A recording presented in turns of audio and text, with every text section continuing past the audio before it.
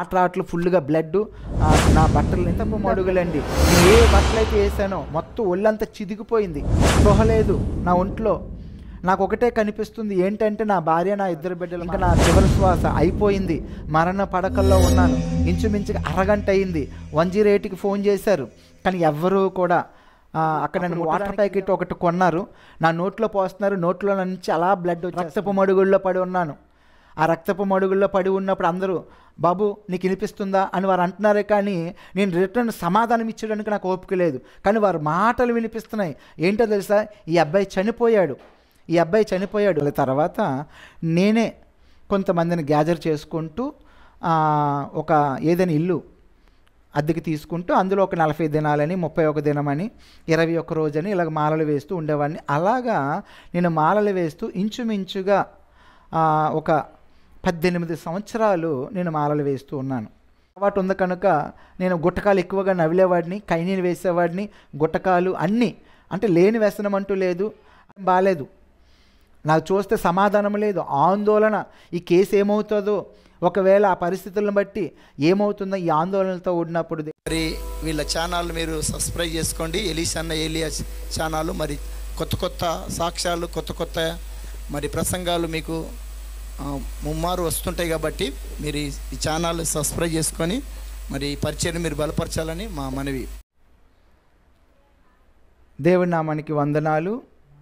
అలాగే వీక్షిస్తున్న ప్రజలందరూ కూడా మన ప్రభువు, మన రక్షకుడు యేసుక్రీస్తు పుణ్యనామమున మీరందరికీ కూడా వందనాలు, శుభములు తెలియజేసుకుంటున్నాను. అలాగే ఎలీషా ఏలియా ఛానల్ వారికి కూడా నా హృదయపూర్వకమైన వందనాలు. దేవుడు ఈ ఛానల్ దీవించునుగాక. వీక్షిస్తున్న ప్రజలందరినీ కూడా ప్రభు దర్శించి వారి యొక్క రక్షణలోకి నడిపించబడునుగాక. ప్రియమైన దేవుని బిడ్డలారా, నా పేరు చంద్రనాథ్. పూర్ణ మార్కెట్ ఏరియాలో నేను నివాసం చేస్తున్నాను. అలాగే మా తల్లిదండ్రులకు మేమిద్దరు సంతానము, మా అక్కగారు, నేను. దేవుని బిడ్డలారా, అయితే మా అక్కగారు, నేను మా తల్లిదండ్రులకు జన్మించిన తర్వాత మేము మొదటి నుంచి విగ్రహారాధన కుటుంబంలో ఉండేవారము, హైందవ కుటుంబంలో ఉండేవారము. అయితే మా చిన్నతనంలో నుంచి మా నాన్నగారు మమ్మల్ని పట్టించుకోకపోవడం, మమ్మల్ని కనీసము పెద్దగా చూసేవారు కాదు. ఒకానొక సమయంలో కొన్ని పరిస్థితులను బట్టి, అంటే నా జీవిత ప్రయాణంలో మొదట ప్రారంభం నుంచి నేను చెప్తున్నాను. అయితే మా చిన్నతనంలో మా అక్కగారు, మా అక్కగారి వయసు 10 సంవత్సరాలు, ఒక 12 సంవత్సరాల లోపు ఉంటుంది. నా వయసు అప్పటికి 6-7 సంవత్సరాల లోపు ఒక పరిస్థితి జరిగింది.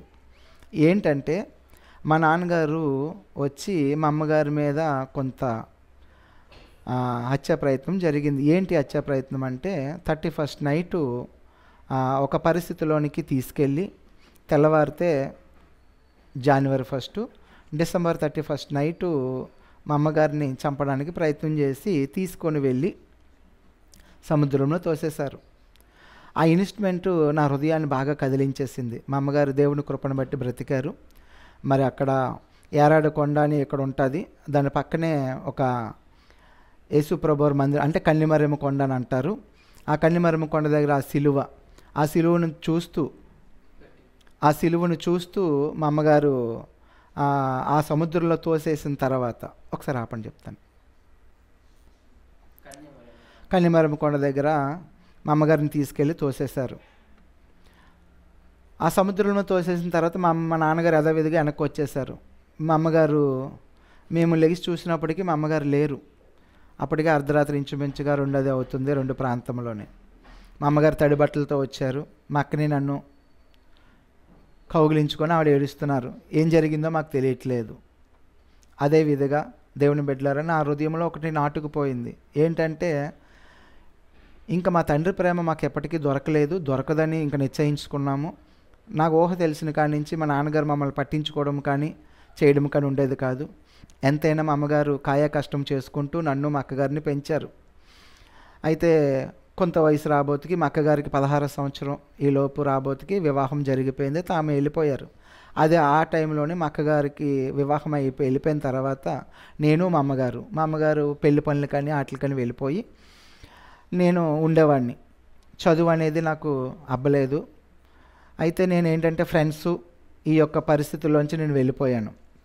నేను తిరిగిన సర్కిల్ ఎలాంటి వారంటే గంజాయి తాగిన వారు, మందు తాగిన వారు, అలాగే చాలా విధాలుగా ఉండేవారు.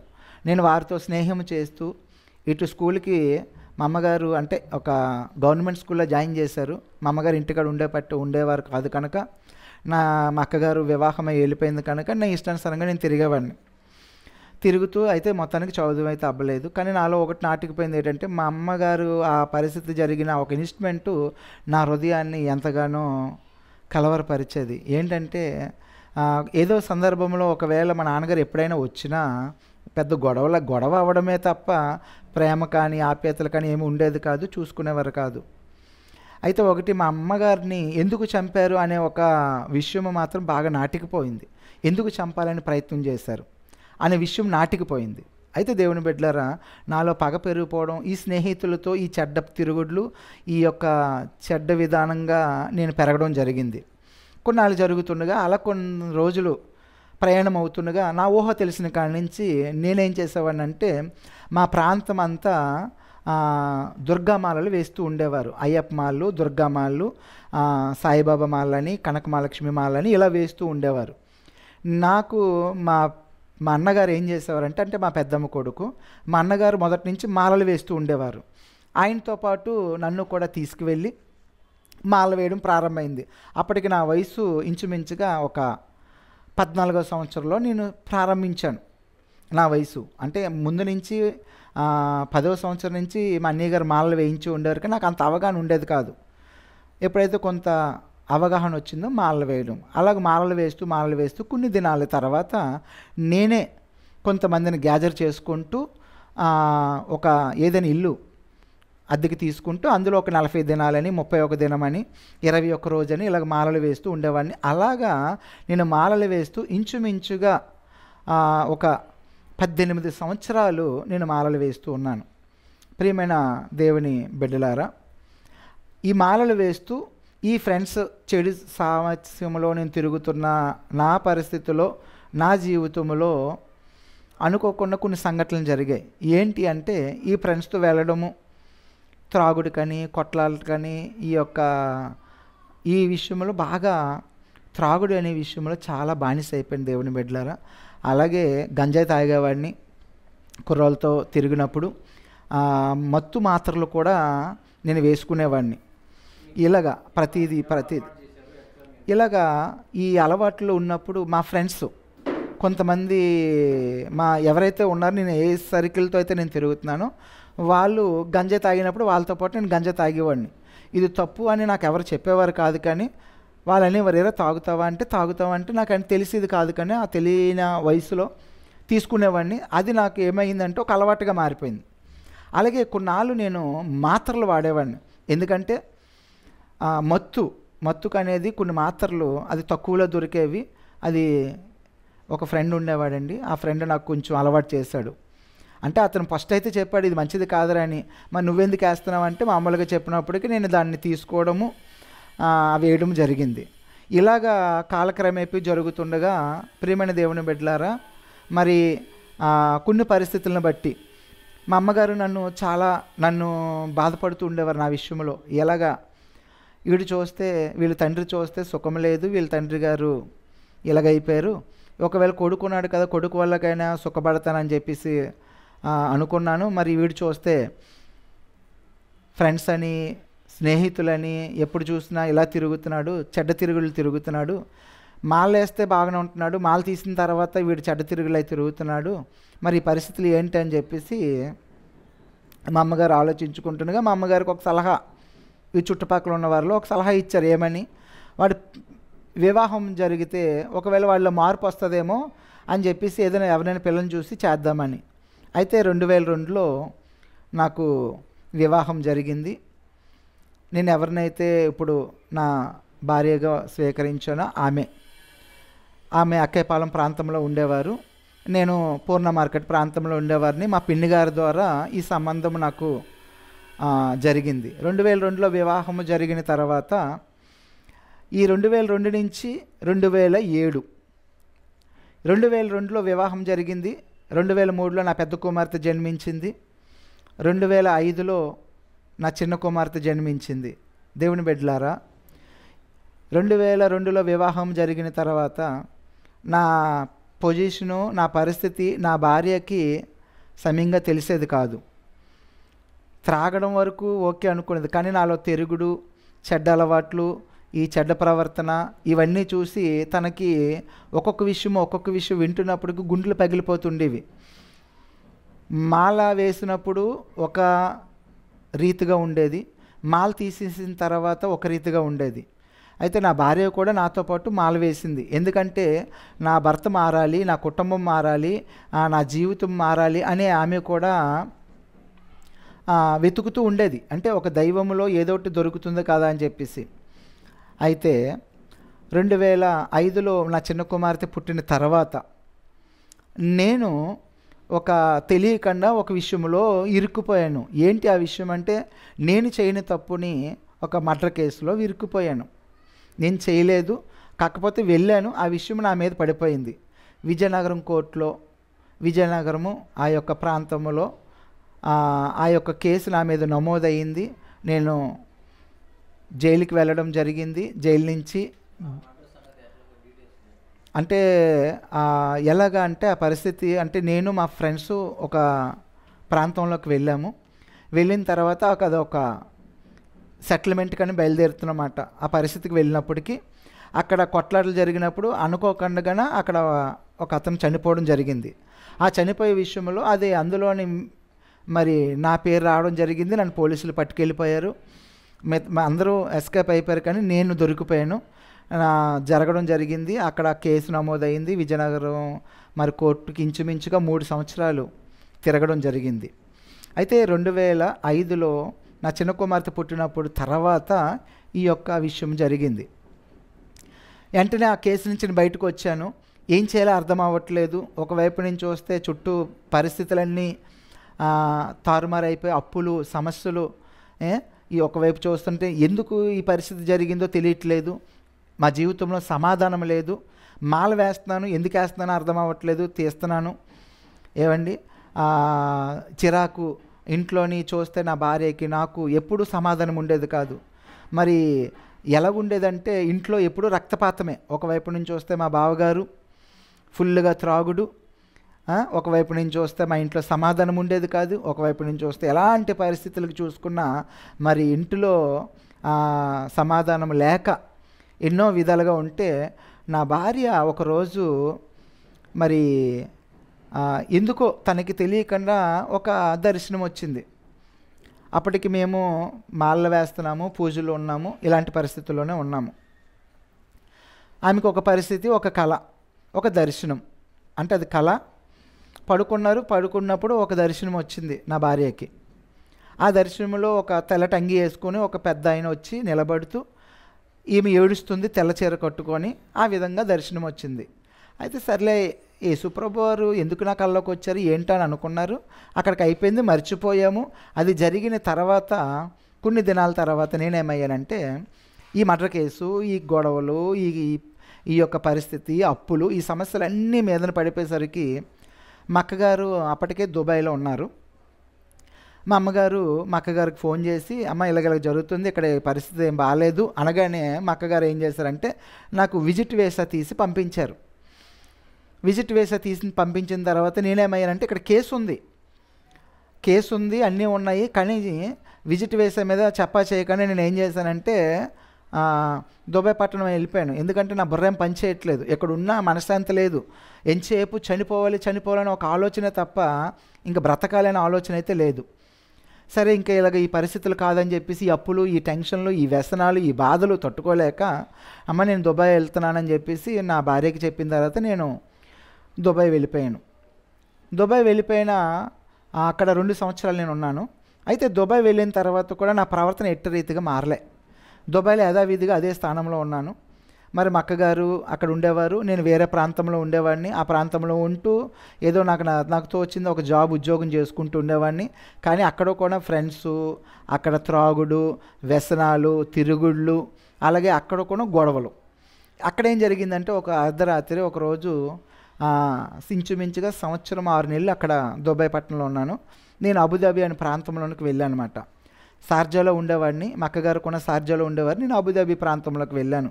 అబుదాబి ప్రాంతంలో అక్కడికి వెళ్ళిన తర్వాత అక్కడ ఇంచుమించు ఒక నెల రోజులు ఉన్నాను. నెల రోజులు ఉంటుండగా అక్కడ వేరే వ్యక్తికి నాకు మందు తాగి నైట్ టైం గొడవ అయింది. ఈ గొడవ అవడంతో నేను అవతల వ్యక్తిని కొట్టడంతోనే అవతల వ్యక్తికి ఏంటంటే ఇంజూరీ అయిపోయింది. ఇలాగ బుర్ర మీద ఇలాగ ఈ బాటిల్తో కొట్టడంతో ఇలా కట్ అయిపోయి ఇంచుమించుగా ఒక 12 కుట్లు దాకా పడ్డాయి. చావు బ్రతుకుల్లోకి వెళ్ళిపోయాడు. నేనైతే కొట్టడం నాకు తెలుసు, ఆ మత్తులో కొట్టేశాను. ఆ రూమ్లో ఉన్న కుర్రాడు అన్నాడు, అన్నా నువ్వు ఇక్కడ ఉంటే చాలా ప్రమాదం జరిగిపోద్ది, నువ్వు ఇక్కడి నుంచి వెళ్ళిపో అనగానే వెంటనే ఆ నైట్ టైము మరి ఏమీ తెలియకుండా అబుదాబి అక్కడి నుంచి నేను ఏ బట్టలతో అయితే ఉన్నానో, ఏ బట్టలతో అయితే నేను అక్కడ జరిగిందో అక్కడ అన్నీ వదిలేసి నేను వచ్చేసాను. ప్రియమైన దేవుని బిడ్డలారా, ఒకవైపు అక్కడి నుంచి తరమబడ్డాను. మళ్ళీ అదే విధిగా నేను ఇక్కడికి వచ్చేసి ఒక ఫ్రెండ్ దగ్గర నేను తలదాచుకున్నాను. ఎందుకంటే మా అక్కకి చెప్దామంటే అక్కడ పరిస్థితి ఏంటో నాకు అర్థం అవ్వట్లేదు. ఇప్పటికే అంటే ఇంకెక్కడికి వెళ్ళినా మారవా ఏంటని ఇంకా ఆ పరిస్థితి వస్తుంది, ఇంకేంటో భయం మీద నేను చెప్పుకోలేకపోయాను. ప్రియమైన దేవుని బిడ్డలారా, 3 దినాలు తిండి లేకుండా భయము, రోడ్డు ఎక్కుదామంటే భయం, ఎక్కడ ఉందామంటే భయము. ఒకవైపు నుంచి వస్తే నేను అతను బ్రతికాడో చనిపోయాడో అదొక భయము. ఒకవైపు నుంచి వస్తే ఇండియా వచ్చేద్దామంటే ఇక్కడ కేసు, ఒకవైపు నుంచి వద్దామంటే నాకు పాస్పోర్టు మరి నాకు టికెట్ కావాలంటే నేను ఆల్రెడీ విజిట్ మీద వెళ్ళాను, టైం అయిపోయింది, దొంగతనంగా నేను బ్రతుకుతున్నాను కనుక పోలీసుల దగ్గరికి వెళ్ళి నన్ను వదిలేరు. ఒకవేళ వాళ్ళు కేసు పెట్టినా అదొక కేసు ఉంది. ఇది ఒకవైపు దొంగతనంగా ఉన్నట్లుగా ఇదో కేసు, ఏం జరుగుతుందో తెలియక ఒకవేళ ఎందుకు ఈ బ్రతుకు, చనిపోతే బాగుంటుంది కదా అనుకున్నప్పుడు నా ఏ రూమ్లో అయితే నాకు ఎవరైతే ఉండడానికి నివాసం ఇచ్చారో ఆ కుర్రాడు ఏం చేశాడంటే, ఆయన ఒక సాయిబాబా భక్తుడు అనమాట. ఆయన ఏం చేసేవాడంటే చర్చికి వెళ్ళేవాడు. నేను అడిగాను, నువ్వు సాయిబాబా భక్తుడు అంటున్నావు, చర్చికి వెళ్ళా అంటే, అన్నా నేను బాగా సాయిబాబా భక్తుడిని, కానీ నాకున్న కొన్ని పరిస్థితులను బట్టి ఆయన నాకు ఒక మాట చెప్పారు, నీకు ఈ పరిస్థితులు ఉన్నాయి కదా, ప్రభువు దగ్గరికి వెళ్ళి నీ ప్రార్థన చేసుకో, నీ సమస్య తీరుతుందని ఆయన ఎవరో అతనికి సువార్త చేస్తే అతను ఏం చేసేవాడంటే ప్రతి శుక్రవారం, దుబాయ్లో శుక్రవారం సెలవు అయితే ప్రతి శుక్రవారము ఆయన ఏం చేసేవాడంటే చర్చికి వెళ్ళి మామూలుగా వెళ్ళి అతనికి తోచినట్లుగా దేవునితో ప్రార్థన చేసుకునేవాడు.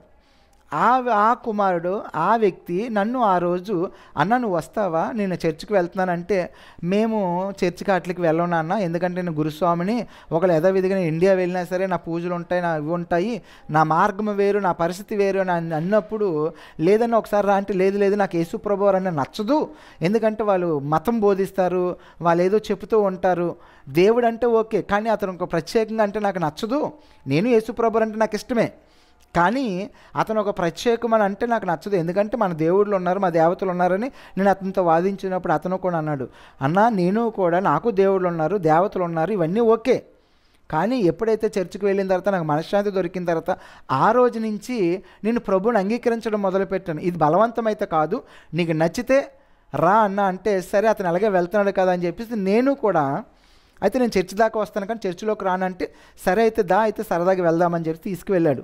అక్కడికి వెళ్ళినప్పటికీ చర్చిలోకి ఎప్పుడైతే నేను వెళ్ళానో అక్కడ ఒక ఆవిడ నిలవబడి మైక్లో ఒక సాక్ష్యం చెప్తుంది. ఏమని?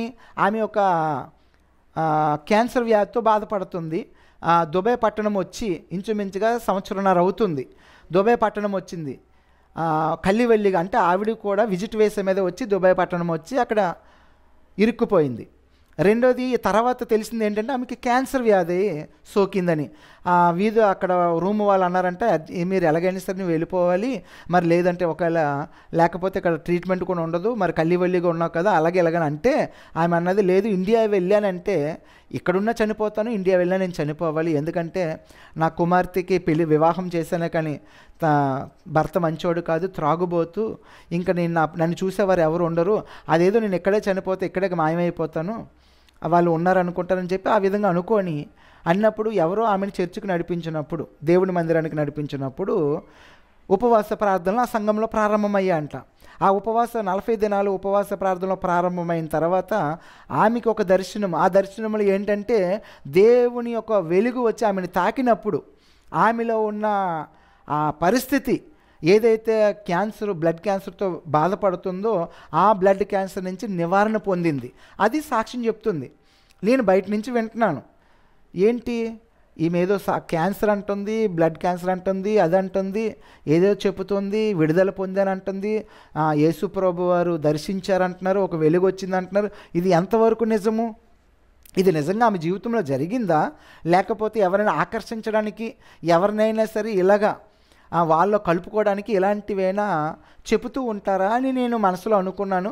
సరే, ఎవరి నమ్మకం వారిది, నా దేవుడు నాకు గొప్ప, వాళ్ళ దేవుడు వాళ్ళకి గొప్ప అనుకున్నాను. అయితే నాకు స్పందనలో కలిగింది ఒకటే, యేసుప్రభు నిజంగా ఇలా చేస్తారా అని చెప్పేసి నాలో ఒక తలంపు వచ్చింది. అయినప్పటికీ కూడా నేను యథావిధిగా వచ్చాను. అక్కడ అయిపోయింది, ప్రేయర్ చేసుకున్నారు. ఆ కుర్రోడు బయటకు వచ్చిన తర్వాత ఒక సమోసా, ఒక డ్రింక్ ఇచ్చారు.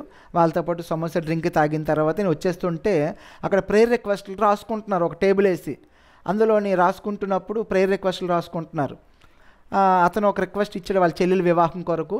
నేను కూడా, అన్న నీకేమైనా పరిస్థితి ఉంటే రిక్వెస్ట్ ఇయ్యి, ప్రార్థన చేస్తారు అంటే నేను అప్పుడు అన్నాను, అమ్మ నేనైతే ఒక పరిస్థితిలో ఇరుక్కుపోయాను, మరి నేను దుబాయ్ వచ్చాను, ఇక్కడ నాకు ఒక చిన్న పరిస్థితి ఏంటంటే ఇండియా వెళ్ళిపోవాలి, నేను ఇండియా వెళ్ళిపోయినట్లాగా ప్రార్థన చేయండి అమ్మ, నా పాస్పోర్ట్ నా చేతికి రావాలి, పోలీస్ స్టేషన్కి వెళ్ళి అక్కడ ఏ కేసు లేకుండా నేను ఇండియా వెళ్ళినట్లాగా నాకు చేయండి అమ్మ, ఎందుకంటే ఇండియా నుంచి నాకు కొన్ని ఫోన్లు వస్తున్నాయి, అక్కడ నేను ఒక మర్డర్ కేసులో ఇరుక్కుపోయాను, పోలీసులు ప్రతిరోజు ప్రతి నెల వచ్చి ఇంట్లో చాలా ఇబ్బందులు పెడుతున్నారు, నాకు ఫోన్లు చేస్తున్నారు, నేను ఇండియా వెళ్ళలేని పరిస్థితి అమ్మ అని చెప్పిస్తే తనకు అన్నప్పుడు అలాగే నన్ను ప్రార్థన చేస్తామని చెప్పి రిక్వెస్ట్ రాసుకున్నారు. ప్రియమైన దేవుని బిడ్డలారా, రిక్వెస్ట్ ఇచ్చిన తర్వాత నేను మర్చిపోయాను, కానీ దేవుడైతే మర్చిపోలేదు. ఎప్పుడైతే ఏదైతే రిక్వెస్ట్ ఇచ్చానో అంతకుముందు నా భార్య ఫోన్ చేసి నన్ను అడిగింది, ఏవండి మీరు ఇక్కడికి రావాలండి, ఇక్కడ పరిస్థితులు ఏం బాగాలేవు, ఇలా ఉన్నాయన్నప్పుడు నేను అన్నాను, నాకు రావడం అయితే అవ్వదు, నేను ఎట్టి పరిస్థితుల్లో ఇండియా అయితే నాకు రావడం అవ్వదు, నా పరిస్థితుల్లో నేను ఉన్నాను, నేను రావాలన్నా చాలా టైం పడుతుంది, మ్యాక్సిమం ఒక 2-3 సంవత్సరాలని దాటి పడుతుంది అన్నాను. కానీ దేవుని మహాకృపను బట్టి నెల 15 రోజుల్లోని నేను ఎప్పుడైతే ప్రేయర్ రిక్వెస్ట్ ఇచ్చానో నెల 15 రోజుల్లోకి నేను ఏ ప్రార్థన అయితే అక్కడ అనుకొని మాటలు అనుకున్నానో అదేవిధంగా నెల 15 రోజుల్లో నా ఫ్లైట్ టికెట్ కన్ఫర్మ్ అవ్వింది. అలాగే నా పాస్పోర్ట్ ఏదైతే ఉందో ఆ పాస్పోర్ట్ పట్టుకొని నేను యాంబెస్కి, అక్కడ దుబాయ్ యాంబెస్కి వెళ్ళడం జరిగింది. దుబాయ్ యాంబెస్కి వెళ్ళినప్పుడు నన్ను అక్కడ పట్టుకున్నారు. మరి వాళ్ళు మామూలుగా అడిగారు, నన్ను ఒక దెబ్బ కొట్టడం జరిగింది, నువ్వు ఎందుకు ఇలా చేసావు అన్నారు. నాకేం అర్థం కావట్లేదు, అలా అరబిక్లోకి అడుగుతున్నారు, నేనైతే తెలుగులో సమాధానం చెప్తున్నాను, నా పరిస్థితి ఎలాగని ఇలాగ అయింది అంటున్నారు. వాళ్ళు ఏదేదో చెప్పారు. అక్కడి నుంచి ఒక అతను అన్నాడు, ఏమన్నా సరే క్షమించమని అడుగుమని అన్నారు. నేను అలాగే అన్నాను. ఆ పోలీసులు లాఠీ పట్టుకొని కొట్టినప్పుడు 2 దెబ్బలు కొట్టారు. ఇంకా ఇలాంటి తప్పుడు పనులు చేయొద్దని అన్నారు. నాకు దేనికో వాళ్ళు ఏమంటున్నారో తెలియదు, ఏమన్నా సరే నన్ను క్షమించండి, నన్ను క్షమించండి నేను అడుగుతున్నాను. అయితే సరే అని చెప్పి కొట్టారు. తర్వాత ఒక రోజంతా నన్ను అక్కడ ఉంచడం జరిగింది. మరుసటి రోజు నన్ను విడిపించి, నువ్వు ఎయిర్పోర్ట్కి వెళ్ళి నువ్వు ఇక్కడ మరలా ఇక్కడ కానీ కనిపించేట్లాగైతే ఈసారి నువ్వు ఇంకా నీ శవమే తప్ప నీ శవం కూడా ఇండియా వెళ్ళదన్నట్లుగా వాళ్ళు మాట్లాడారంట. అంటే పక్కనున్న అతను నాకు చెప్పారు. వాళ్ళు అరబిక్లో మాట్లాడుతున్నప్పుడు చెప్పినప్పుడు నేను ఒకటే అనుకున్నాను, కానీ అప్పటికీ కూడా ఇది దేవుడి కార్యమని నాకు తెలీదు. ఎందుకంటే నేను వీళ్ళు కొట్టినప్పుడు నా ఇష్టదైవం ఏంటంటే మా కులదేవత ఉంది దుర్గమ్మ, నేను ఆవిడ్ని తలుచుకుంటున్నాను. రెండోది ఈ పరిస్థితులన్నీ జరుగుతున్నప్పుడు కూడా నేను ఒకటే అనుకుంటున్నా, నా దేవుడు నాకు తోడున్నారు, నడిపిస్తున్నారని. అక్కడి నుంచి దేవుని కృపను పట్టుకొని నేను ఇండియా రావడం జరిగింది. ఇండియా వచ్చిన తర్వాత నా భార్య షాక్ ఏంటంటే, ఒక గత నెల రోజుల ముందు ఇంచుమించుగా ఫోన్ చేస్తున్నప్పుడు నేను చెప్పాను, నాకు రావడం అవ్వదు, నా పరిస్థితి ఇది అది అని. అయితే నా భార్య అనుకుంటుంది, ఏం జరిగిందో అర్థం అవ్వట్లే, ఇక్కడ ఇలా గొడవ జరిగిందని, ఇలా నేను పోలీస్ కేసులు ఇరుక్కుపోయారని, ఇలాంటి పరిస్థితి అన్నీ కూడా తనకేం తెలియలేదు. అయితే నేను ఇండియా మొత్తానికి నేను సడన్గా రాబోతుకి ఆమె షాక్ అయిపోయింది. వస్తున్నారు, ఇది నిజమేనంటే నిజమేనమ్మా అనగానే నా భార్య నన్ను హైదరాబాద్ రిసీవ్ చేసుకోవడానికి వచ్చింది. హైదరాబాద్ బేగంపేట ఎయిర్పోర్ట్కి నేను దిగ్గానే నా భార్య నా బిడ్డలు వచ్చారు, నన్ను రిసీవ్ చేసుకున్నారు. యథావిధంగా వచ్చాను. నా భార్య అడుగుతుంది, ఏమండి మీరు దుబాయ్ వెళ్ళారు కదా, 2 సంవత్సరాలు ఉన్నారు కదా, ఏంటని అంటే, ఇది ఆశ్చర్యం ఏంటంటే, ఏ బట్టలతోనైతే నేను వేసుకొని ఫ్లైట్ ఎక్కి ఇటు నుంచి ఇండియా నుంచి బయలుదేరి దుబాయ్ వెళ్ళాను, మరలా దుబాయ్ నుంచి వచ్చినప్పుడు అదే డ్రెస్సు అదే బట్టలు తప్ప ఇంకొక ఏమీ లేవు. నా భార్య ఆశ్చర్యపోయింది, ఏ బట్టలతో అయితే మీరు దుబాయ్ బయలుదేరారో మళ్ళీ దుబాయ్ నుంచి ఇండియా వచ్చినప్పుడు అదే బట్టలతో వచ్చారు, అసలు ఏం జరిగిందంటే ఏమీ లేదమ్మా, ఇలాగ కొంచెం డబ్బులు నాకు అక్కడ అవ్వలేదు, ఇలా ఉద్యోగం దొరకలేదు, అది ఏం చెప్పుకొని బయటకు వచ్చాను. అయిపోయింది. ప్రియమైన దేవుని బిడ్డలారా, అక్కడి నుంచి వచ్చిన తర్వాత ఇంట్లో ఉంటుండగా కొద్ది రోజులు అయిందంటే నాకు స్టేషన్ నుంచి కబురు వచ్చింది, 1 టౌన్ నుంచి. ఇలాగ కేసు ఉంది కదా, ఎక్కడికి వెళ్ళిపోయారంటే అప్పుడు నేను చెప్పింది ఏంటంటే ఇలాగ నాకు కొంచెం ఒంట్లో బాగాలేదని నాకు పచ్చ కవర్లు వచ్చాయి, నేను ఇలాగ వెళ్ళాను అని చెప్పేసి ఆ పోలీసు వారితో నేను చెప్పడం జరిగింది. వాళ్ళు తీసుకెళ్ళి నన్ను విజయనగరం కోర్టులో మళ్ళీ సబ్మిట్ చేశారు. ఆ విజయనగరం కోర్టులో సబ్మిట్ చేస్తున్నప్పుడు ఆ విజయనగరం కోర్టులోని ఆ యొక్క అవతల నాకు అపోజిషన్ ఉన్నవారు కూడా మరి ఇలా జరిగింది అలాగే జరిగింది అని చాలా వాళ్ళ మీద నా మీద కేసు ఇంకా పెద్ద చేయడానికి వాళ్ళు ప్రయత్నం చేశారు. కానీ దేవుని మహాకృపను బట్టి దేవుడు మరి నా భార్య పుణ్యమో నా తల్లిదండ్రుల పుణ్యమో ప్రభు కృపను బట్టి వారి మనసు మారి నా మీద ఏ కేసు లేకుండా కొద్ది రోజులకి ఆ కేసు నుండి నాకు అపోజిషన్ అనేవారు లేకుండా దేవుడు మరి వారిని మనసు మార్చారు. అది దేవునికి మహిమ కలుగును గాక. అయితే ఈ మాట అప్పటికీ కూడా నేను యేసుప్రభుని అంగీకరించలేదండి. మేము అప్పటికి అన్యులమే. దుబాయ్ నుంచి వచ్చిన తర్వాత ఇవన్నీ జరుగుతుంటే నేను అనుకున్నాను దేవుడు మా దేవుడు మాకు కార్యం చేశారు కదా అని చెప్పేసి నేను వెళ్ళిపోతున్నాను. నా భార్య ఒక షాప్లో పనిచేసేది, రిలయన్స్ షాప్లో పనిచేసేది. అందులో నెలకు ఒక 3,000 రూపాయలు జీతం ఇచ్చేవారు. నేను దుబాయ్ నుంచి వచ్చిన తర్వాత ఏ పని చేయలేదండి, అలా తిరుగుతూ ఉండేవాడిని. ఫ్రెండ్స్తో వెళ్ళడము, త్రాగడము, తిరగడము, ఈ కేసు కోసం వెళ్ళడము, అటెండ్ అవ్వడము, రావడము, అంతే. ఇక్కడ చూస్తే అప్పులు పెరిగిపోతాయని చుట్టూ అప్పులు చేయడము. నేను చేసే పనులకి జోజానికని ఆటలకని ఎక్కువగా క్యారమ్ బోర్డు నాకు ఎక్కువగా ఉండేది హ్యాబిట్ అండి. చాలాసార్లు అడిగినప్పుడు నేను ఒకటే మాట అనేవాడిని, అవసరమైతే పరిస్థితుల కొరకు నిన్నైనా వదులుకుంటాను తప్ప ఎంత మాత్రమూ ఈ క్యారమ్ బోర్డు ఈ పరిస్థితులను వదలలేను అని నొక్కి గట్టిగా చెప్పేవాడిని. కానీ ఆ పరిస్థితులను పట్టుకొని ఆ మాటలు వింటూ నా భార్య నన్ను ప్రేమించేదండి. అది అంత దేవుని కృప. ఎన్నిసార్లు ఆమెను నిందించేవాడిని, ఎన్నిసార్లు నేను వెళ్ళిపో నువ్వు నాతో ఎందుకు ఉంటావు, నా జీవితంలోకి ఎందుకు వచ్చావు, నీ వల్ల నాకు ఇలా జరిగింది, ఇదిగో నేను దుబాయ్ వెళ్ళాను నాకు మనశ్శాంతి లేకపోవడం అదంతా నీ వల్లే అని ఇలాగా ఈ వేధిస్తూ ఉండేవాడిని.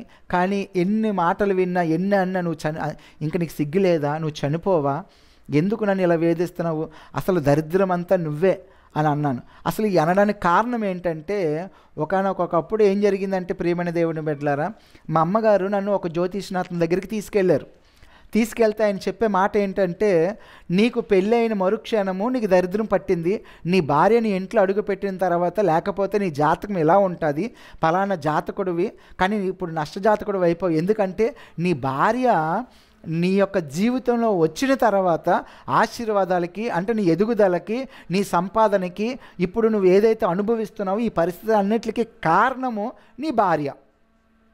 ఆయన చెప్పగానే ఇంకక్కడి నుంచి నాలో ఒకటి ద్వేషం అనేది పెరిగిపోయింది.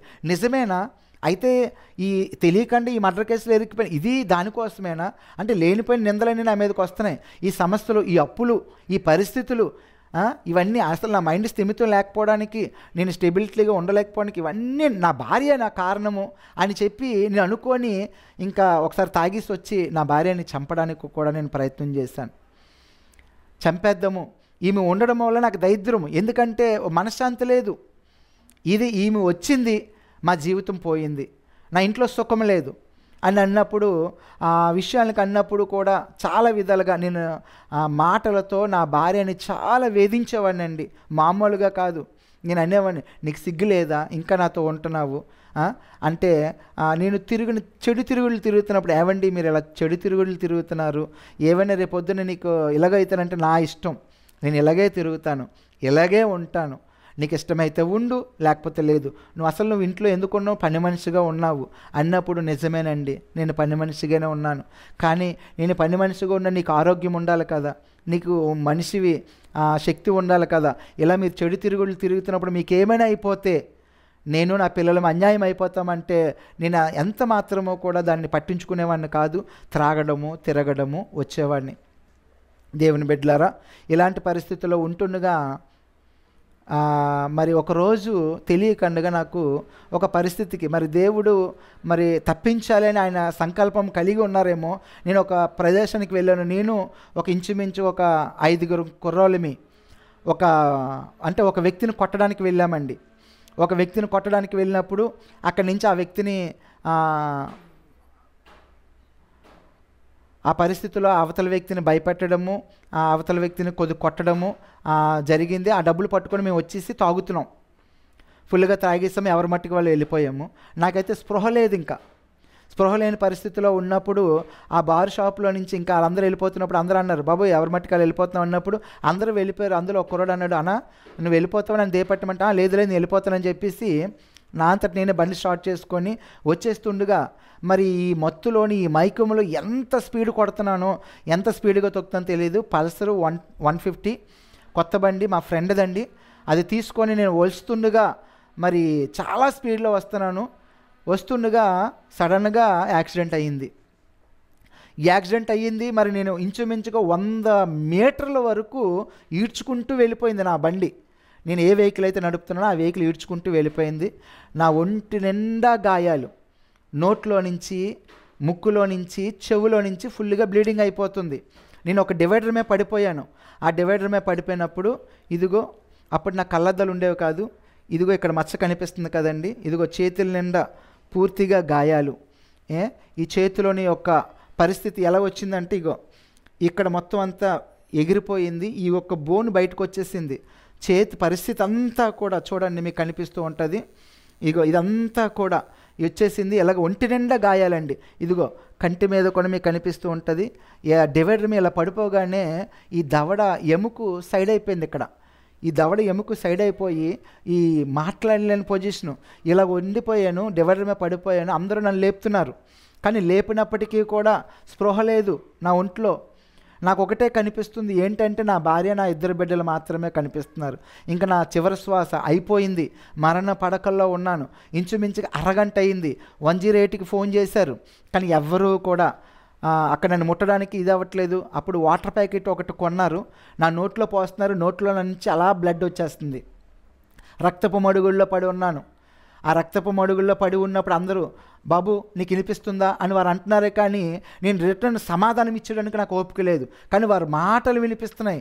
ఏంటో తెలుసా, ఈ అబ్బాయి చనిపోయాడు, 108 వస్తుంది చూసుకుంటారని. ఆ 108 మరి దేవుని కృపను బట్టి ఎప్పుడైనా ఇంచుమించు అరగంట అయింది నేను పడిపోయి. ఆ చుట్టూ జనాలు మూగి చూస్తున్నారే తప్ప 108 రాలేదు. ఈలోపు ఒక ఆశ్చర్యం జరిగింది నా జీవితంలో. ఏంటి అంటే నేను చూస్తున్నాను ఒక వెలుగు. ఆ వెలుగులో నుంచి ఒక గొప్ప ప్రకాశమైనంత వెలుగు, ఆ వెలుగులో నుంచి ఒక అస్తమ దిగి వచ్చింది. అస్తమ దిగి వచ్చి నేను ఏ పరిస్థితులు అయితే పడిపోయానో ఆ పరిస్థితిలోనే ఆ అస్తం వచ్చి నన్ను లేపింది, వెన్నుపోసను తట్టింది. లెగు అని అన్నారు. లెగు అని ఎప్పుడైతే అనగానే నేను వెంటనే దిగ్గున లేచి చూశాను. ఇటు చూస్తే మొత్తం చుట్టూ జనాలు ఉన్నారు. నా మట్టికి నేను లేచాను, ఏం జరుగుతుందో తెలియట్లేదు. నేను లెగిసిపోయాను. అక్కడ ఎక్కడైతే ఆ బండి పడి ఉందో ఆ బండిని లేపుకొని నేనే బండిని స్టార్ట్ చేసుకొని ఇంటికి వచ్చేయడం జరిగింది. దేవుని బిడ్డలారా, అది చాలా ఆశ్చర్యము. ఇది నమ్మడానికి కూడా చాలా ఆశ్చర్యము. ఈ చేతి అసలు అసలు ఈ బోను అయితే పనిచేయదు, చెయ్యి పట్టడానికి కూడా గ్రిప్ లేదు. కానీ ఎలా లేపానో ఎలా వచ్చానో నాకే తెలియదు. అది ఆశ్చర్యము. ఇంటికి వీధిలోకి రాబోతుకి ఆ బండి మీద అలా ఉన్నాను, అలా పడిపోయాను. వీధిలో కుర్రాళ్ళు 4 ఉండి అనియా ఏటైందని అంటే ఏమీ లేదు అనుకున్నాను. నోట్లోంచి మాట్లాడట్లు ఫుల్గా బ్లడ్, నా బట్టలు నిండా బ్లడ్డే, రక్తపు మడుగులండి. నేను ఏ బట్టలు అయితే వేసానో మొత్తం ఒళ్ళంతా చిదిగిపోయింది. గుడ్డ ముక్కలు అన్నీ చిదిగిపోయాయి. అలాగే ముడుకులు కొట్టుకుపోయి వెనకాల ఎన్నుపోస కూర్చోడానికి కానీ నిలబడడానికి కానీ పరిస్థితిలోని. కానీ దేవుని మహాకృపను బట్టి వీధిలోకి వచ్చాను. ఏదైతే ఏ ప్రాంతం అయితే నేను ఉన్నానో ఆ ప్రాంతం దగ్గరికి బయటికి వచ్చి ఆ బండితో ఉన్నాను. పడిపోగానే అక్కడ 4 కుర్రాళ్ళు తీసుకొచ్చి హాస్పిటల్ తీసుకెళ్తానంటే హాస్పిటల్కి వద్దు ముందు ఇంటికి అని అంటే ఆ 3 కుర్రాళ్ళు తోడు పట్టుకొని ఇంటి దాకా తీసుకొచ్చారు. ఈలోపు నన్ను చూసి మా అమ్మగారు ఆందోళన చెంది ఏమైపోయింది, నా కొడుకు చనిపోతాడా అనుకొని ఆమె ఏడుస్తుంది. ఈలోపు నా భార్య ఎక్కడైతే రిలయన్స్ ఆఫీస్లో పనిచేస్తుందో ఆమెకి ఫోన్ వెళ్ళింది, ఇలాగ నీ భర్తకు ఇలాగ యాక్సిడెంట్ అయింది అనగానే ఆమె పరుగులెట్టుకొని ఏడ్చుకుంటూ వచ్చిన నన్ను చూసి ఆమె స్టన్ అయిపోయింది. ఆ నోట్లోంచి అంటే గుండె ఆందోళనలోకి వచ్చింది.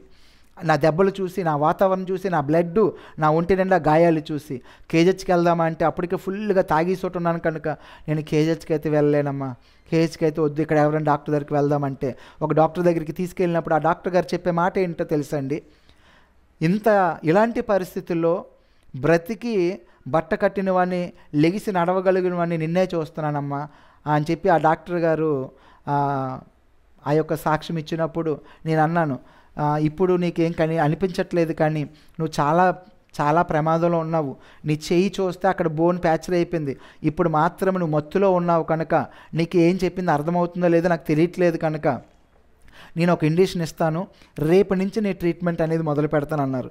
దేవుని బిడ్డలారా, ఆ రోజు ఒక ఇంజెక్షన్ ఇచ్చారు, కొన్ని మాత్రలు ఇచ్చారు, నేను వచ్చేసాను. అయితే నాకు తెలీదు ఒక వెలుగు ఒక అస్తం అంటే అప్పటికి యేసుప్రభు వారి కోసం నాకు పెద్దగా అవగాహన కూడా లేదు, దేవుడు ఎలా దర్శిస్తాడని కూడా నాకు తెలియదు. అయితే దీని యొక్క ప్రణాళిక ఏంటంటే, నా భార్య అప్పటికే 3 నెలల నుంచి, నాకు ఎప్పుడైతే యాక్సిడెంట్ జరిగిందో దానికి 3 నెలల ముందు నుంచి దేవుని మందిరానికి వెళ్ళడం మొదలుపెట్టింది. ఏ రోజు నా భార్య నాకు చెప్పలే నేను అలా చర్చికి వెళ్తున్నానని, వాళ్ళ అమ్మాళ్ళ ఇంటికి వెళ్తుంది అని చెప్పేదే తప్ప చర్చికి వెళ్తానని తెలియలేదు. మొత్తానికి ఆ రోజు దేవుని మహాకృపను బట్టి, ఆ దర్శనము బట్టి ఆ 3 నెలలు ఆమె వెళ్ళి ప్రార్థన చేస్తుంది. ఆ ప్రార్థన దేవుడు నన్ను కాపాడాడని నేను రూఢిగా చెప్పగలను. ఇంకొక విషయం ఏంటంటే, ఏదైతే జరిగిందో యాక్సిడెంటు 3 నెలల తర్వాత, నాకు యాక్సిడెంట్ అయ్యి లేపబడిన తర్వాత 3 నెలల తర్వాత నేను యథావిధిగా కొంచెం నడవడం అది చేస్తున్నప్పుడు మరలా త్రాగుడికి, మరలా వ్యసనాలకి మళ్ళీ అటు జూగుతున్నప్పుడు నా భార్య ఒక మాట చెప్పింది, దేవుడు మిమ్మల్ని రక్షించారండి, దేవుడు మిమ్మల్ని కాపాడారు, మరి మళ్ళీ అదే వైపు మనం వెళ్తున్నాము, మన జీవితం ఎక్కడా ఏ విషయంలోనూ కూడా ఇది లేదు కదా, మరి ప్రభుని మనం అంగీకరిద్దామంటే నేను ఎంత మాత్రం ఒప్పుకునేవాడిని కాదండి. కానీ ఒకటి మాత్రం నా భార్య ఒకే చెప్పింది, మీకు నచ్చితే రండి, దేవుని మందిరానికి వెళ్దాము, వెళ్ళి ప్రార్థన చేద్దాము, ఖచ్చితంగా దేవుడు ఇన్ని పరిస్థితుల్ని, నీ సమస్యల నుంచి విడిపించిన దేవుడు ఇప్పుడున్న ఈ కేసుల నుంచి కానీ, ఇప్పుడున్న ఈ పరిస్థితుల నుంచి కానీ దేవుడు విడిపించడా అంటే, మరి నాకు దేవుడు లేరా, నా దేవుళ్ళు విడిపించరా అంటే, అప్పుడు ఆమె చెప్పిన మాట ఒకే ఒక మాట అండి, ప్రభు కృపను బట్టి మీరు రక్షించబడ్డారు.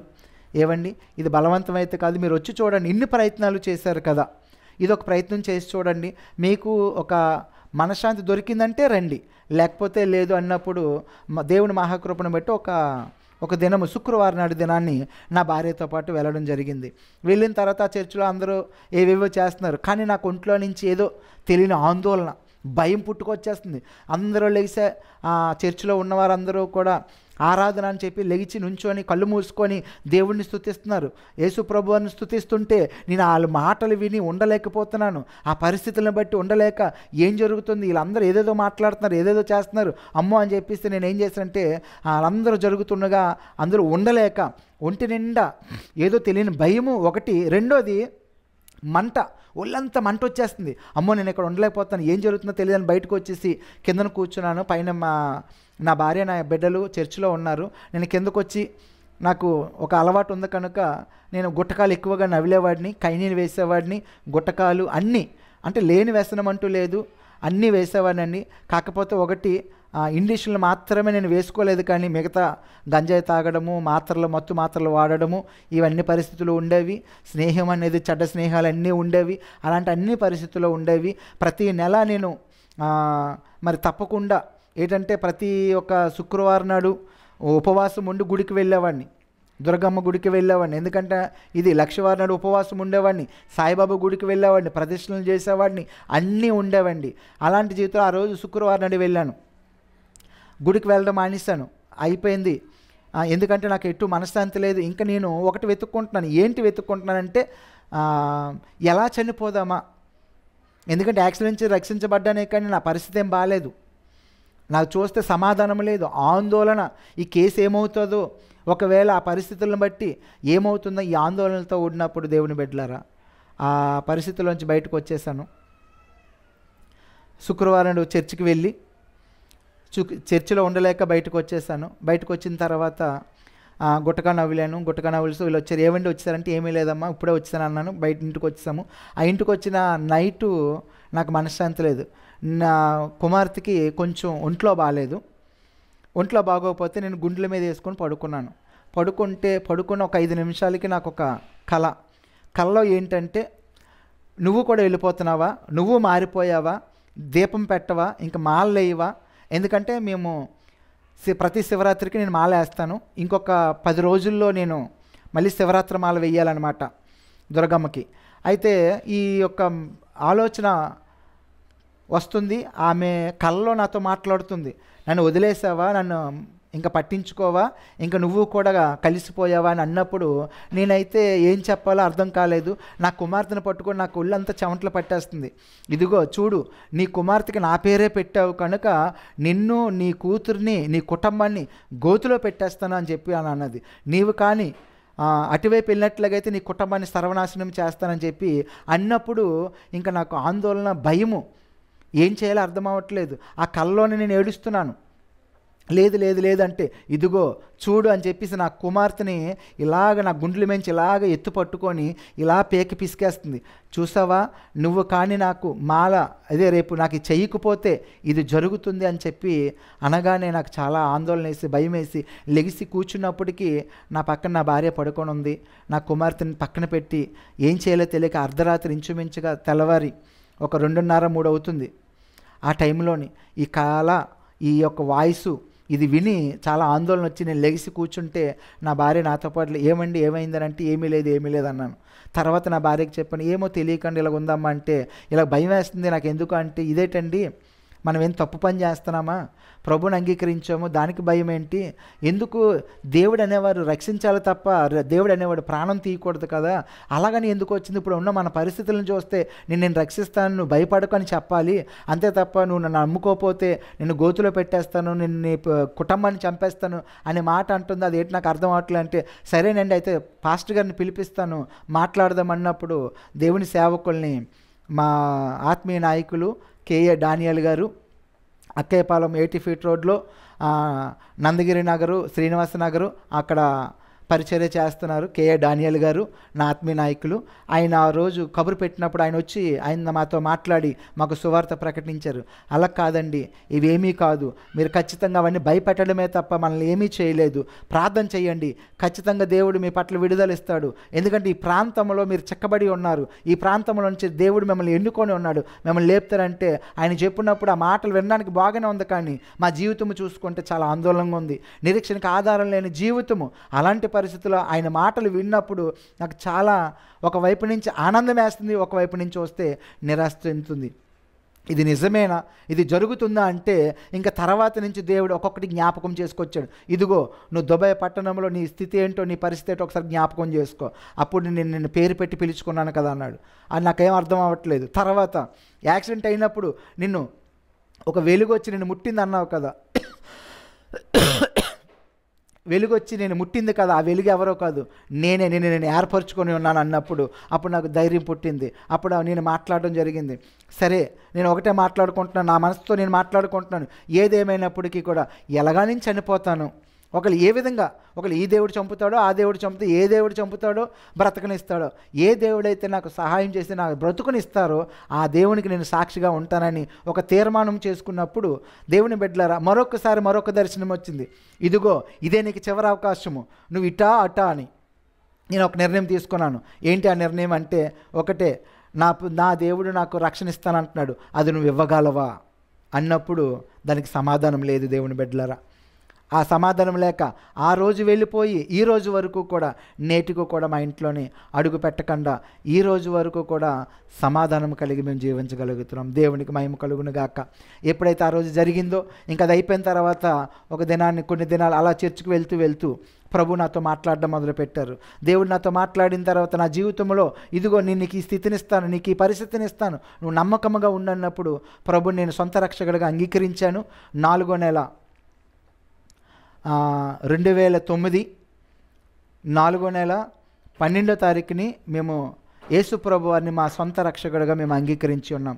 ఆ తర్వాత నుంచి కొన్ని దినాలు మాకు పరిస్థితులు ఎలా ఉన్నప్పటికీ కూడా ఆ పరిస్థితుల్లో నుంచి నా భార్య ప్రార్థన, ప్రియమైన దేవుని బిడ్డలారా, 2009లో 4వ నెల 12వ తారీఖుని నేను రక్షణ తీసుకోవడానికి కొంత భయముతో తీసుకున్నాను. అసలు ఏంటి అన్నప్పుడు నా భార్య ఒక నిర్ణయం అయితే చెప్పింది, ఏవండి దేనికి మనం ఏమీ చేసుకోలేము, అన్నిటికీ దేవుడు ఉన్నాడు, నమ్మి ఒక అడుగు వేయండి, మిగతా అన్ని అడుగులు దేవుడు నడిపిస్తాడు అన్నప్పుడు ప్రభువుని మేము సొంత రక్షకునిగా అంగీకరించి మేము ఒక అడుగు వేసినప్పుడు మా జీవితంలో ఏదైతే ఉందో ఒక్కొక్క సమస్య నుంచి, మొట్టమొదటిగా రక్షణ తీసుకున్న దినము నుంచి నేటి వరకు కూడా ఆయనకి నమ్మకంగా మేము బ్రతికాము. ఈ నమ్మకంలో మా దేవుడు మాకు చేసిన మా మేలులు ఏంటంటే, మొట్టమొదటిగా ఏదైతే కోర్టు కేసు ఉందో, కోర్టు కేసు అపోజిషన్ సాక్ష్యం లేకుండా వాళ్ళంతట వాళ్ళే క్షమాభిక్ష పెట్టామని చెప్పి కేసు ఎత్తివేశారు. ఒకటి. రెండోది, ఏ పరిస్థితుల్లో అయితే నేను చెక్కబడ్డానో, ఏ వ్యసనాలతో అయితే చెక్కబడ్డానో, ఏ గుట్కాలు కైనీలు వ్యభిచారంతో పట్టబడానో వాటన్నిటి నుంచి దేవుడు క్రమేపీ నన్ను విడుదలిచ్చాడు. విడుదలిచ్చిన తర్వాత ఈ అన్నిటికి విడుదల ఇవ్వడానికి ముఖ్య కారణం ఒకటి ఉందండి. ఏంటో తెలుసండి? నా భార్య ప్రార్థన. ఉపవాసం ఉండి దేవుని సన్నిధిలో పట్టుదల కలిగి దైవ సేవకులు ఏ మాటనైతే చెబుతున్నారో ఆ మాట బైబిల్ గ్రంథంలో చూసుకునేది, ఇది ఎలాగ జరిగింది, వారి జీవితంలో ఇది జరిగింది, నా జీవితంలో ఇది జరుగుతుంది అని నమ్మి ఆ వాక్యాన్ని నమ్మింది. వాక్యానుసారమైన జీవితం తన బ్రతికింది. ఆ బ్రతుకులో నుంచి నాకు ఏంటంటే ప్రభువుని అంగీకరించిన తర్వాత నా యేసు ప్రభు వారిని ఆ నడవడిక, ఆ యొక్క బ్రతుకు, ఆ జీవితం, ఆ పరిశుద్ధత ఎలా ఉంటుంది అనేది నా భార్యలోంచి నేను చూడగలిగాను. ఏ రోజు కూడా నేను ఎలాంటి పరిస్థితిలో ఉన్నా కూడా మా అమ్మ వాళ్ళకి కానీ నా స్థితిని కోసం చెప్పేది కాదు. రెండోది, ఎలాంటి పరిస్థితి వచ్చినా వాళ్ళ అమ్మ, వాళ్ళ తల్లిదండ్రులకి ఏ రోజు కూడా ఇలాగో నా భర్త ఇలాంటి వాడు, నా భర్త నేను ఇలా హింసిస్తున్నాడు, నా భర్త ఇలా చేస్తాను ఏ రోజు కూడా చెప్పలేదండి. ఏమి చెప్పాలనుకున్నా ప్రభుకే చెప్పుకునేది. ఒకప్పుడు అన్యుల్లో ఉన్నప్పుడు ఆ విగ్రహాలతో చెప్పుకుని మాట్లాడినప్పుడు అది అయిన తర్వాత ఎప్పుడైతే తన జీవితము, తన బ్రతుకుకి సమాధానము దొరుకుతుంది అని ఎప్పుడైతే ఆమె వెతికిందో ఆ సమాధానము ఆమెకు దొరికిన తర్వాత ఎప్పుడు మోకాలేయడము, ప్రార్థన చేయడము, ఇదిగో నేను నా ఇంటి వారము, ప్రభువా నీ వాగ్దానం మేము స్వతంత్రించుకోవాలి, నాకంటే ఎక్కువగా నా భర్త వాడబడాలి, తండ్రి నా భర్తను జ్ఞాపకం చేసుకోండి అని ప్రార్థన చేస్తున్నప్పుడు దేవుని బిడ్డలారా ఆయన ఆ ప్రార్థన ఆలకించి నా బ్రతుకులో నెమ్మది, సమాధానము, ప్రశాంతత నాకు అనుగ్రహించాడు. నా భార్య, నా ఇద్దరు బిడ్డలు, నా జీవితము, మేమందరం రక్షణ పొందుకున్నాము. నా జీవితంలో మార్పు చూసిన తర్వాత నా తల్లి కూడా మారు మనసు పొందింది. లేకపోతే ప్రతి సంవత్సరము నా తల్లి ప్రతి దసరాకి కూడా మేము 2 పోతులను వేసేవాళ్ళమండి. మొక్కుబడి అనమాట. ప్రతి సంవత్సరం వేసేవాళ్ళమి, చీట్లు వేసేవాళ్ళమి, అవన్నీ చేసేవారు మా అమ్మగారు. కానీ వాటన్నిటి నుంచి దేవుడు మమ్మల్ని విడిపించారు.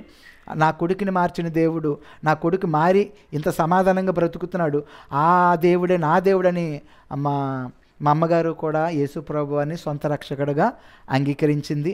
మా అమ్మగారు అలాగే నా కుటుంబం అంతా, మా అక్కగారు, మా బావగారు, మా కుటుంబము ఇంచుమించుగా మొత్తం అందరం ప్రభు రక్షణలోకి మేము నడిపించబడ్డాం. నా మార్పును చూసి, అలాగే మా బావగారి యొక్క సాక్ష్యం ఏంటంటే నిత్యము త్రాగుడండి. మరి ఆయన చనిపోతారు, వీధి అందరూ కూడా ఒకటే మాట, చనిపోతారని.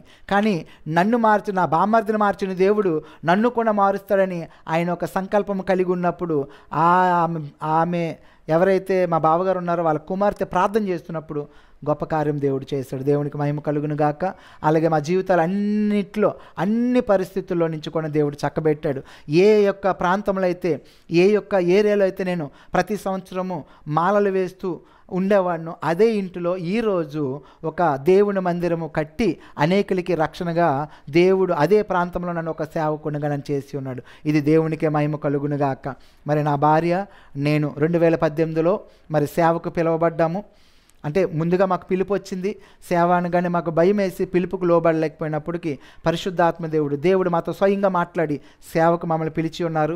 2018లో మేము సేవకు రావడం జరిగింది. సేవకు వచ్చిన కాడి నుంచి అక్కడ మందిరము ప్రతిష్ఠ జరిగింది. మందిర ప్రతిష్ఠ జరిగిన కాడి నుంచి ఇక్కడ కించుమించుగా మా ప్రాంతంలో ఉన్నవారిని, మా బ్రతుకులు, మా జీవితాలు చూసి అనేక మంది మార్పు చెంది ఇంచుమించుగా ఒక 20 మంది దాకా రక్షణ పొందగలిగారు. దేవునికి మహిమ కలుగునుగాక. ప్రియమైన దేవుని బిడ్డలారా, మరి మా జీవితాల్లో, మా కుటుంబాల్లో ఇన్ని గొప్ప కార్యాలు చేసిన దేవుడు మరి వింటున్న మీ జీవితాల్లో నాలాగా ఎంతోమంది త్రాగుడికి పట్టబడిన వారు ఉన్నారు, నాలాగా చెడు వ్యసనాలకి పట్టబడిన వారు ఉన్నారు, నాలాగా మత్తులకి బానిస అయిపోయిన వారు అనేక మంది ప్రజలు ఉన్నారు. ప్రియమైన దేవుని బిడ్డలారా, ఒక్కసారి యేసు ప్రభు వారికి వైపు మీరు చూడగలిగితే నా జీవితాన్ని మార్చిన దేవుడు మీ జీవితాన్ని మారుస్తాడు ఖచ్చితంగా. ఎప్పుడైతే ఈ యొక్క గ్రంథము నా జీవితంలోనికి వచ్చిందో నా బ్రతుకును మార్చింది. ఇది బ్రతుకులు మార్చే గ్రంథము తప్ప మతాన్ని మార్చే గ్రంథము కాదు. నా జీవితంలోకి వచ్చిన తర్వాత నేను ఏదైతే మతం అనుకున్నానో ఇది మతము కాదు, మార్పు అని తెలిసింది. నన్ను మార్చిన నా దేవుడు మీ జీవితంలో మిమ్మల్ని, మీ కుటుంబాన్ని మారుస్తారని ఈ యొక్క సాక్ష్యం వింటనే మీ అందరి హృదయాలు యేసు ప్రభు వారు తెరచునుగాక. మరి ఇంతవరకు ఈ సమయాన్ని వీక్షించిన ప్రజలందరికీ కూడా నా హృదయపూర్వకమైన వందనాలు. ఈ అవకాశం ఇచ్చిన ఏలియా ఎలీషా ఛానల్ వారికి కూడా నా హృదయపూర్వకమైన వందనాలు తెలియజేసుకుంటూ, దేవుని చిత్తమైతే మరొక విషయంలో మిమ్మల్ని కలుసుకోవాలని ప్రార్థిస్తున్నాను. అంతవరకు దేవుని కృప మీకు, మీ కుటుంబాలకి, మాకు, మా సంఘానికి, మా ప్రాంతాలకి, ఈ యొక్క ఛానల్కి సదాకాలము తోడై ఉండి నడిపించునుగాక. ఆమెన్. రక్షణ ప్రతి ఒక్క బిడ్డకి కలుగునుగాక. ఆమెన్. మరి వీళ్ళ ఛానల్ మీరు సబ్స్క్రైబ్ చేసుకోండి. ఎలీషన్న ఏలియా ఛానల్. మరి కొత్త కొత్త సాక్ష్యాలు, కొత్త కొత్త మరి ప్రసంగాలు మీకు ముమ్మారు వస్తుంటాయి కాబట్టి మీరు ఈ ఛానల్ సబ్స్క్రైబ్ చేసుకొని మరి ఈ పరిచయం మీరు బలపరచాలని మా మనవి.